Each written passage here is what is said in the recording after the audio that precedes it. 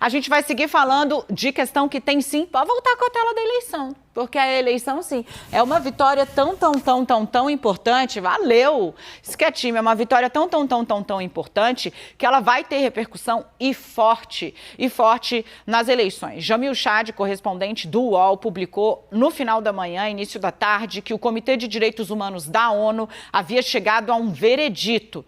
Luiz Inácio Lula da Silva recorreu à ONU há 6 anos, dizendo: eu estou sendo alvo de lawfare. O que é isso? É uma utilização, digamos, parcial, ou seja, tendenciosa dos instrumentos legais. Por parte de quem? Do hoje ex-juiz Sérgio Moro. A Thaís Arbex foi lá e confirmou. A ONU vai informar amanhã que Luiz Inácio Lula da Silva foi julgado por um juiz inidôneo, parcial, e que esse juiz agiu de maneira incorreta, para dizer o mínimo, para violar os direitos políticos do petista nas eleições de 2018, quando Lula não concorreu porque estava preso e condenado. Thaís Arbex traz todos os bastidores para você. De saída, muito obrigada. A Thaís vai ficar até muito tarde aqui, tem muito trabalho, mas ela é do time da notícia, custe o que custar. Querida, com você. Boa tarde, Dani. Obrigada a você pelo espaço. Dani, como você disse, um caso que está no Comitê de Direitos Humanos da ONU desde 2016, quando os advogados do ex-presidente Lula, Cristiano Zanin e Valesca Teixeira Martins Zanin, ingressaram com essa ação lá no colegiado internacional. O que eles apontavam naquele momento, Dani? A gente estava vendo o início da Operação Lava Jato e naquele momento eles elencavam uma série de atos que teriam sido cometidos no âmbito da operação e que violavam principalmente o direito político do ex-presidente Lula. Naquele momento, eles apontavam, por exemplo, o fato do ex-presidente Lula ter sido preso numa carceragem da Polícia Federal, ter feito autorização para aquele depoimento forçado. Me ajuda a lembrar o nome técnico, Dani, desse depoimento? Naquele momento em que o ex-presidente Lula foi... Condução coercitiva. Exato, muito obrada. Imagina. A condução coercitiva, os advogados apontavam também o fato de terem sido interceptados pela Operação Lava Jato. Tudo isso foi colocado no bojo dessa reclamação no colegiado internacional. Qual que é o impacto disso, Dani, para deixar bastante claro? O Comitê de Direitos Humanos da ONU não tem nenhum caráter punitivo, ou seja, o juiz Sérgio Moro não vai ser punido com nenhuma pena prática. O Estado brasileiro não tem nenhuma pena prática, mas tem um efeito simbólico muito grande. Por quê? Porque o Brasil, o Estado brasileiro, é signatário de vários pactos internacionais. Entre eles, o pacto que o Comitê de Direitos Humanos da ONU supervisioniza. Então, esse é o caminho, é um impacto político e dá agora a narrativa para o ex-presidente Lula política, porque esse processo se arrastou durante todo esse período, desde 2016.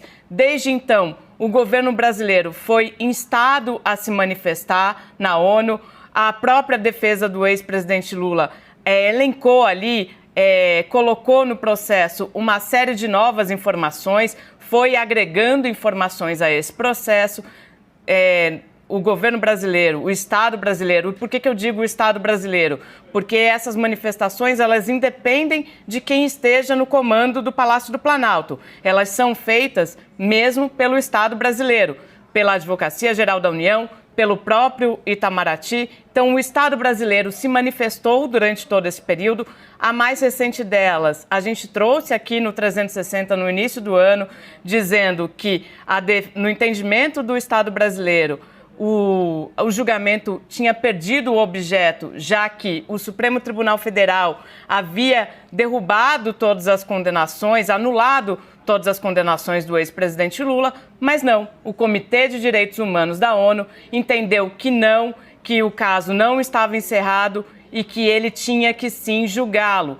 E foi o que aconteceu nesta quarta-feira. O Comitê de Direitos Humanos entendeu que tinha que julgar, mesmo com as decisões do Supremo Tribunal Federal, e entendeu que houve, sim, parcialidade na condução dos processos contra o ex-presidente Lula e que, acima de tudo, ele teve os seus direitos políticos violados em 2018, quando não pôde participar das eleições presidenciais. Para vocês entenderem um pouco como esse processo funcionou, quando a defesa de Luiz Inácio Lula da Silva ingressa na ONU, muita gente falou, pataquada, mas qual era a argumentação deles, né? De que eles vão à ONU quando todos os instrumentos jurídicos possíveis de um país falham para identificar grave lesão aos direitos de alguém, que nesse caso seria o ex-presidente Lula.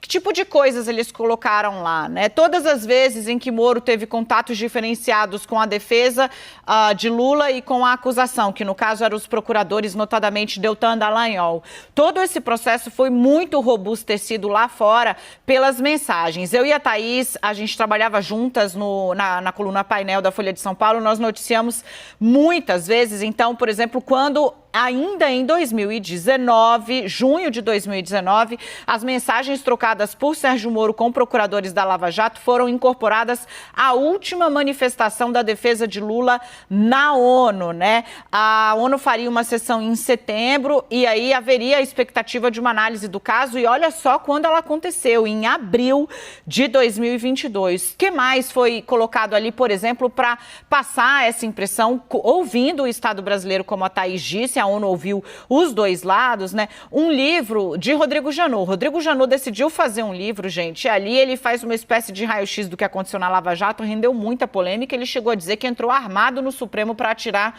em Gilmar Mendes. Lembra dele, o nosso procurador-geral? Pois muito bem, nesse livro, o Rodrigo Janot diz que Deltan Dallagnol havia pressionado a Procuradoria-Geral da República a acelerar investigações sobre Lula, a ampliar, sobrepor investigações de Lula a de outros alvos da Lava Jato, porque queria, abre aspas, dar força à denúncia do caso Triplex, aquele apartamento que foi a primeira condenação de Lula e a que vale para deixá-lo fora das eleições de 2018. A defesa do Lula apresentou o livro do então procurador, do ex-procurador-geral da República e disse, olha, o próprio chefe do Ministério Público Federal está dizendo que havia uma espécie de obsessão da Lava Jato por Lula.